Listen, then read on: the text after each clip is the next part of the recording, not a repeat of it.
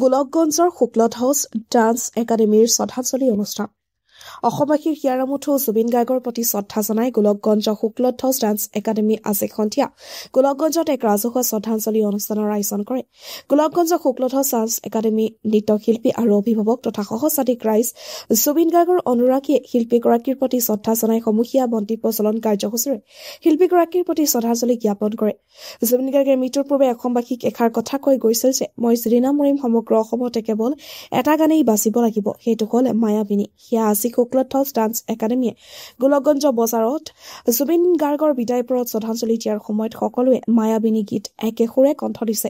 সমান্তৰালকৈ শুক্লট house dance একাডেমীৰ নৃত্যশিল্পী আৰু অভিভাৱকসকলে শ্ৰদ্ধাঞ্জলি শোভাযাত্ৰা উলিয়াই গোটেই গোলকগঞ্জ অঞ্চলটোত অসমৰ সংগীত জগতৰ কিংবদন্তি পুৰুষ তথা হাৰ্টথ্ৰব জুবিন গাৰ্গৰ চিৰবিদেহী আত্মা স্বৰ্গগামী বা বৈকুণ্ঠ গমন কৰিব বুলি সকলোৱে কামনা কৰে। গোলকগঞ্জৰ পৰা Tapan report, north east frontier news. যেটো আজি আমাৰ মাজত মহান ব্যক্তি আমাৰ সকলোৰে মৰমৰ জুবিন গাৰ্গ যেতিয়া আমাৰ মাজত নাই হোৱা খবৰটো পালো আমি, তেতিয়া আমি গোসাইগাঁৱত আমি এটা প্ৰগ্ৰামত আছিলোঁ। প্ৰগ্ৰামত থকাৰ পিছত আমি খবৰ পাওঁ, বিশ্বাস হোৱা নাই।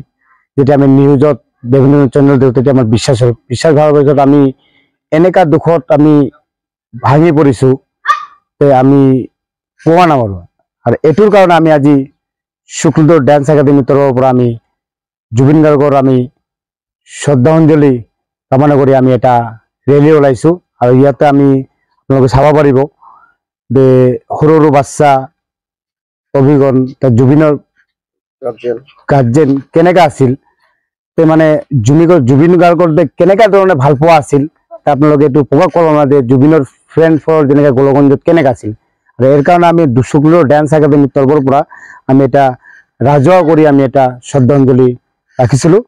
আৰু মই এটাই কথা ক'ব যাওঁ যে আমিতো জুবিন গাৰ্গক একো দিব পৰা নাই, কিন্তু আমি চাওঁ যে জুবিন গাৰ্গৰ স্মৃতি যেগুলা আছে আমি যে স্মৃতিগুলা আমি জীয়াই ৰাখাৰ কাৰণে আমি সদায় চেষ্টা কৰি যাম।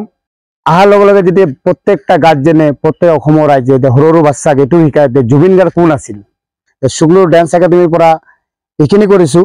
আৰু নেক্সট আমাৰ শুক্লট ডান্স একাডেমীৰ পৰা আমি কি কৰিব পাৰোঁ, এটা পৰৱৰ্তী ডিচিশ্যন আমাৰ গাৰ্জেন আৰু আমাৰ যিহেতু আমাৰ শুক্লট ডান্স একাডেমী আৰু আছে, এইটো চিন্তা চৰ্চা কৰি আমাৰ ওচৰতে আমাৰ এনুৱেল ফাংচন, তেতিয়াও আমি চিন্তা কৰি আমি জুবিন গাৰ্গৰ কাৰণে কি কৰিব পাৰিম।